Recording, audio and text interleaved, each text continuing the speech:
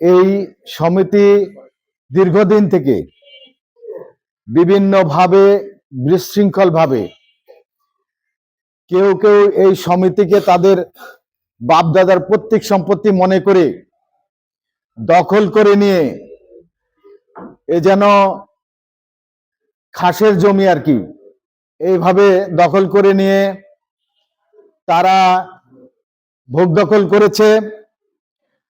বিগত দিনে আলী ভাই নির্বাচন করেছে, আমি আলী ভাইয়ের সঙ্গে সার্বক্ষণিক আমি নির্বাচনে প্রত্যেকটি ভোটারের দ্বারে দ্বারে আমি গিয়েছি।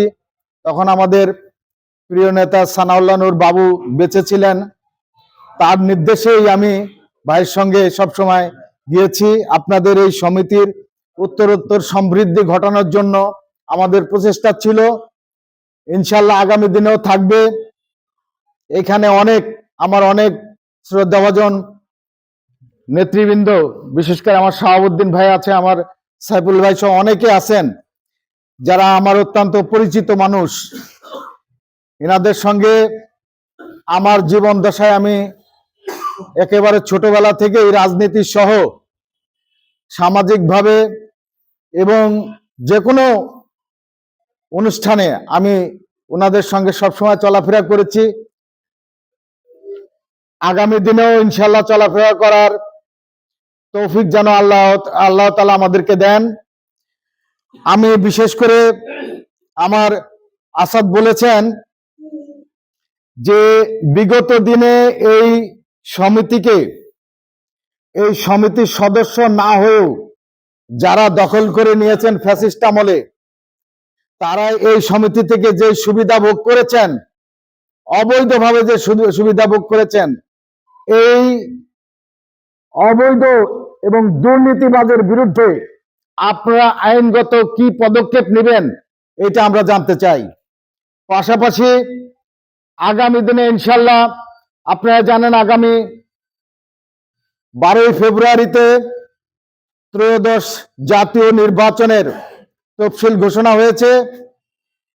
এই নির্বাচনের পরে আল্লাহ যদি আমাদেরকে তৌফিক দান করেন, আল্লাহ যদি আমার বিএনপিকে ক্ষমতায় নিয়ে যান, আমরা আপনাদেরকে আপনাদের সমিতির উত্তরোত্তর সমৃদ্ধ করার জন্য এবং এই সমিতিকে আরো বেগবান করার জন্য আমাদের বিশেষ করে আজকে এই অনুষ্ঠানে আসার কথা ছিল আমাদের নাটোর জেলা বিএনপির সম্মানিত সদস্য, বনপাড়া পৌর বিএনপির সাবেক 3 বারের সভাপতি অধ্যাপক লুৎফর রহমান।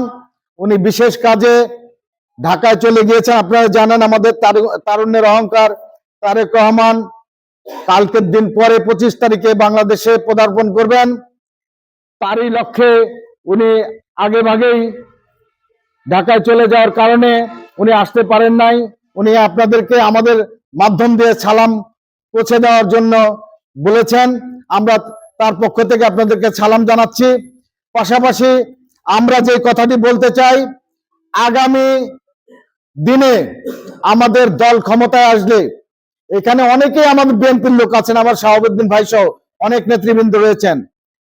আমরা আপনাদেরকে ওয়াদা দিতে চাই, আপনাদের সাথে আমরা সার্বক্ষণিক যে কোনো ধরনের সার্বিক সহযোগিতা করতে চাই এই সমিতিকে আরো বেগবান করার জন্য, আরো উত্তরোত্তর সমৃদ্ধ করার জন্য, এবং এই সমিতিকে একটি দুর্নীতিমুক্ত এবং এই এলাকার মানুষের এই সমিতি যাতে এলাকার মানুষের উপকারে আসে এবং এই এলাকার মানুষের জন্য যাতে এই সমিতি একটি মডেল হয়ে যায়, এই জন্য আপনাদেরকে আমরা সব ধরনের সহযোগিতা করবো ইনশাল্লাহ।